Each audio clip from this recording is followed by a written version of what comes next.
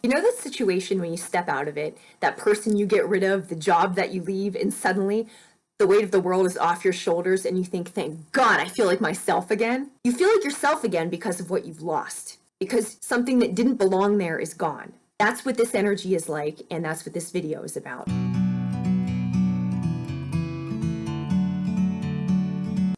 This full moon is in Ardra Nakshatra, which is in the constellation of Gemini in Vedic astrology. The energy is Rudra, storm, and Shiva, clearing energy. So this is a continuation of what we just saw in the total solar eclipse. We've been asked to look at our beliefs and look at all of the information that we're taking in and regurgitating, and what is that actually getting us? So we can fight all we want, we can think as contentiously as we want, but what is it that we're building? That was what November 30th was having us look at. November 14th, full solar eclipse, was having us look at Jeshta, having us take a higher perspective, and then Mula, looking at the roots of things. So wherever we happen to find ourselves, rather than staying the course, standing firm in wherever the hell it got us, we're looking instead at how did we get there? Why are we there? What's going on around us? Who are the people around us? Who are we surrounding ourselves with? Who is giving us a clearer picture of ourselves versus who is deluding us into believing something? Because remember, there are different ways that we can be deceived. Other people can do it intentionally, other people can misrepresent information, or we can delude ourselves. Deception comes in many different ways. But the fact is, illusion is something that is not clarity. Those are very different. So if it's not clear, it's not clear. So the ground has been kind of moving under us, and it's been this dark time where it reminds me of in Game of Thrones, the father, the Tywin Lannister. Everybody hated that man because he was so mean. He's so Capricorn because when he's making a decision for the next 3 generations. And that's what Capricorn does. So it's not anything necessarily that you like, but Capricorn needs you to get your shit together because we're making long-term decisions here. So bringing us back to the context of these moon cycles. They've been asking us to have a look around us and who we're surrounding ourselves with. What work are we doing in the world? How are we showing up each day? What are the words coming out of our mouths? What are the thought processes that we are now comfortable using? How are our friend networks? What type of personal development are we doing? How are we using our resources? How are we using ourselves as instruments of the divine? So the energy has been asking us to look clearly at things and begin to eliminate what doesn't belong on the path to our highest and best good. If we're looking to accomplish something in this life, not everything gets to stay. Now is a continuation of that with Ardra. Ardra is actually a nakshatra that is speaking for people who have been exploited. It's about directed anger. It's about directed aggression toward people who have exploited others. However you'd like to use that in your life, but consider that's the energy of right now. And so it's this clearing energy. And then in the next 2 weeks to 3 weeks, there are going to be Uranus transits, which Uranus is called the Great Awakener. And Uranus will, if anything's, Uranus will always surprise you. It's stuff that you don't ever see coming, comes out of left field, but it reconciles things that were out of alignment. It reconciles things that weren't right. So right now you have this storm energy and you have this clearing energy and you have this aggression that you have the ability to direct. And then in the next couple of weeks, you're still going to have things that are happening in your life. So essentially the ground is still moving, circumstances are still shifting, but now is a time when you can actually begin to take stock of who's around and what's around.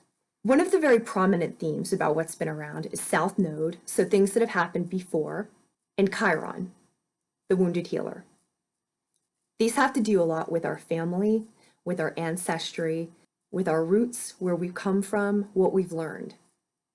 They're not always good things that we've learned, so they're not always good patterns that we're perpetuating.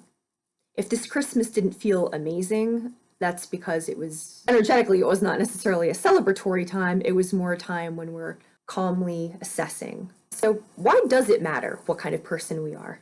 Why does it matter who's around us? Why does it matter what our jobs are? Why does it matter how we speak to people? Why does it matter how we think about things? Because it does. By being yourself, and by being what you are, and by not being what you aren't, that is how you fulfill your mission in the world. That is how you fulfill your divine purpose. Do you notice each time you walk away from a situation that wasn't you, how much better you feel? You don't ever get something and say, God, now I really feel like myself. You lose something and say, wow, I feel like myself again. That process of expansion through elimination. That's the purpose of this energy. So to frame the video, in the big picture, the grand conjunction of Saturn is for the next 20 years. Jupiter is being activated in the next 3 months. And then the full moon is what's being activated now until the next 2 weeks. So that's just a short-term energetic cycle. The Jupiter is being activated from now until April, and then Saturn is a long-term transit. So I'll explain the energies, then I'll explain the readings for the individual signs, and then conclude with some thoughts on how you can work with the energy and some rituals you can do for New Year's. Last week, there was a grand conjunction between Saturn and Jupiter. And let me tell you what this means for you. First, in Vedic astrology, it happened within Capricorn, and it happened in the nakshatra called Abhijit, which is the victorious one, or the one who cannot be defeated. Now, this is a special nakshatra, and it's the 28th, and it's hidden in 2 other nakshatras. And there's a catch with this one. In order to activate the energy, one must be on a righteous path. So this is not an energy where you're going to have personal gain. Personal gain may be a byproduct of it, but Saturn, in this case, is about the masses. It's about the people. Saturn rules servants. And this energy, it wants justice for the people. So anything that you're doing has to be in alignment with a greater good, some benefit for humanity, some benefit for other people. So for example, if you're starting a business, it can be a business that also profits you, but the intention of the business, in order to use this energy, needs to be for the good of other people. Now, a little bit more about Saturn and Jupiter, what they mean. I'll give you 2 examples. I'll give you 2 examples. The first is kind of a shallow example, and then the other one is more meaningful. The shallow example is Coco Chanel, who always said, whenever you're dressed, take one element off. So what she was saying was there's greater elegance with a disciplined appearance. The second, not shallow example is Martin Luther King's letter from the Birmingham jail. If you're not familiar with that, in 1963, Martin Luther King Jr. was imprisoned for a brief period of time because of nonviolent activities. So he was constrained in jail, but what he had time to do during then, what he said, that was his best thinking probably of his life, because he was able to reevaluate all of his ideas and get very, very centered in exactly what he was doing and why. So this purpose that he felt and how he was enacting this purpose in the world, these came into alignment. And they came into alignment because everything else was constrained. He was in jail. He couldn't do anything else. So all he had was time to think. So that's the principle here. It's how simplicity yields greater elegance, and also the principle of elimination as a means for expansion. Usually when we want to get to a better place, we think of things like, what can I buy? What yoga class can I take to bring me greater peace? What can I watch? What can I learn? What can I listen to? What can I read? Usually it's about what else can I buy?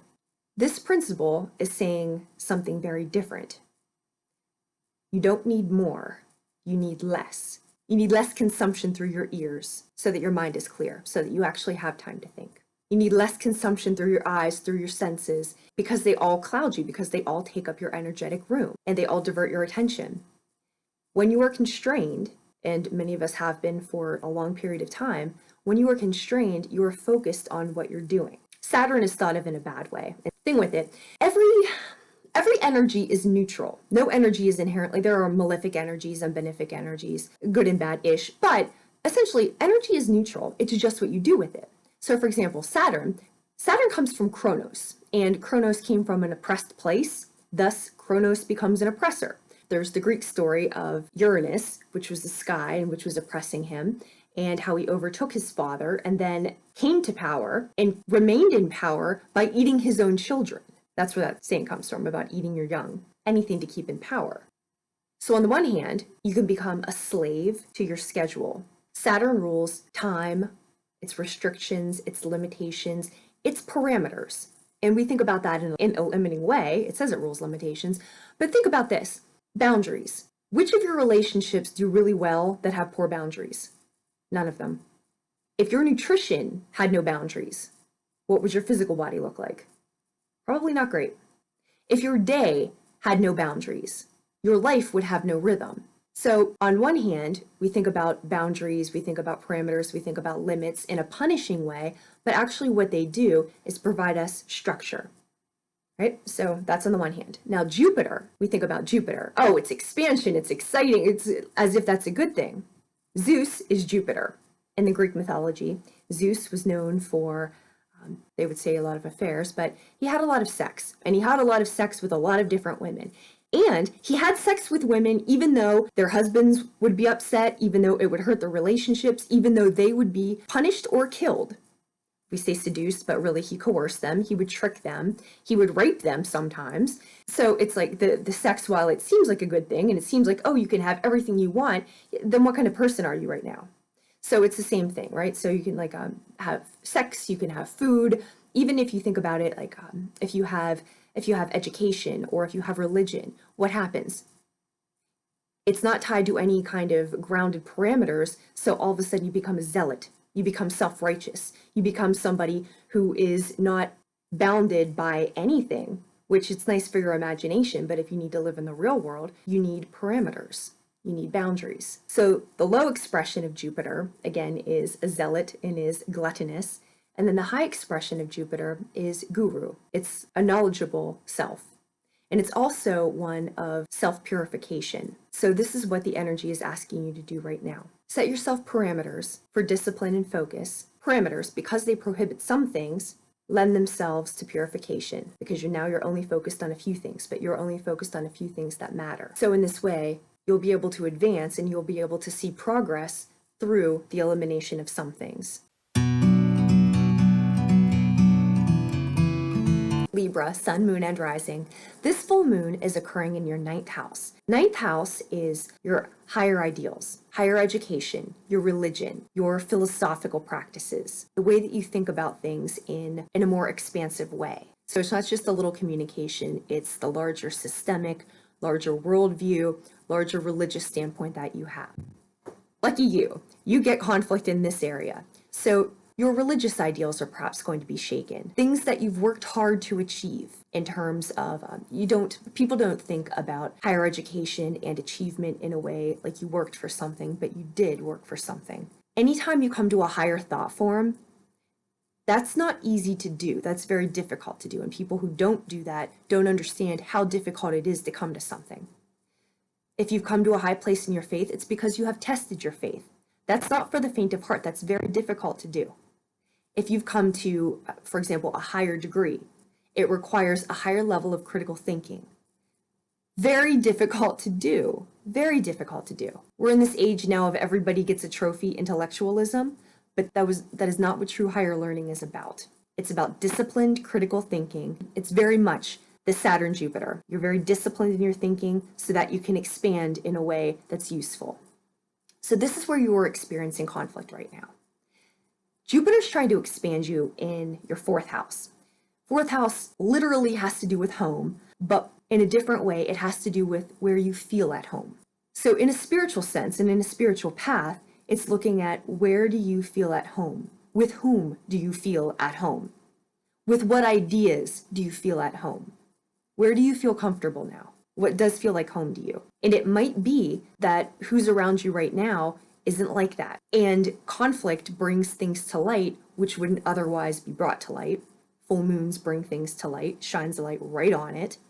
Full moons are also for release. So again, in this particular full moon, it's asking, it's showing you, probably through conflict, where your beliefs differ from those around you in a way that doesn't make you feel comfortable. in a way that makes you feel like this is not really where you belong, and perhaps you belong someplace else. Remember, this is for spiritual purposes, so it's not a matter of like the very mercurial, lower level kind of, if you don't agree with this, if you don't agree with everything I say, then we can't be friends, then we can't know each other. It's not like that. These are really deep philosophical, deep spiritual, deep religious things that you're living and things that you've come to understand in a way that was difficult to achieve. And you're encountering conflict now, which is not necessarily calling those things into question, but calling into question who's around you and what they believe. And you're seeing a fundamental difference in who should be around. Now that's important because who's around us is critically important to our growth. And having a place where we feel at home, where we feel comfortable, is critical to our advancement. So that's where you're sitting right now, and that's what the full moon is exposing to you. Whatever doesn't belong there, it's a good time to release. I'll just show you what I'm doing for this one. First thing is, can you see this, a wand? I cast a circle. So wherever I'm sitting, I clear the space energetically, but just walk around, and wands are air energy. So I just walk around the space and just cast a circle. And what that does is physically creates this space where I will be conducting my ritual.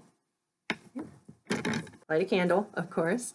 Fires are clearing energy, and fires also help elements change forms. Take a journal. Actually, this new year, start a journal, no matter what you're doing. Go get one that you like. Go get one, I have several, but I write down my dreams, I write down what's happening. You can also check where the moon cycle is, but write down what's happening, because from now until the end of the year, remember, we're in Saturn time now, so we're constricted. Watch what happens. From now until April, we have Jupiter expanding, so Saturn's asking us to focus so that we can expand. But by the end of the year, when you started your yoga practice and you weren't very good, but then you kept on with your form, after a period of time, you got much better at it. The same thing if you practice writing, you get much better at it. So it's asking us to focus and get better at something. So it will happen little by little. So for God's sake, keep a journal. And then you can see, especially with your thoughts, you can see how your thoughts advance. So for this one, I will take a piece of paper. I will use a pencil because we're working with Saturn, and Saturn has an astrological correspondence to lead. So I'll use a pencil for the lead with the Saturn. Also, because I'm working with Jupiter, Jupiter's tin, I happen to keep my cards in this, so I'll keep this one around too. Moon, by the way, is silver. So if you're working with something, you can have silver around. So what I will do is a lead pencil this time, write down what my intentions are and write down what I'm doing and what I'm going to put into this effort and what I would like help with. Then I will take it outside and I will burn it. And here's why I burn it. Intentions are in your head. They're thoughts that you have. They can be energies that you have. You write them out. That takes a different form. Written form is different than thought form. If you want to put them then into the universe, into the unseen world, burn the paper. Smoke blends in with the air. It changes forms. And also the paper turns to ash, changes forms. The ash falls to the ground and is absorbed into the earth. So at both a symbolic level and a physical level, your intentions change forms, go into the universe, and go into the earth. And that's what I will do. If you're interested, I'm curious what kind of rituals you do. And also, if you find this one helpful, leave notes in the comments what happens.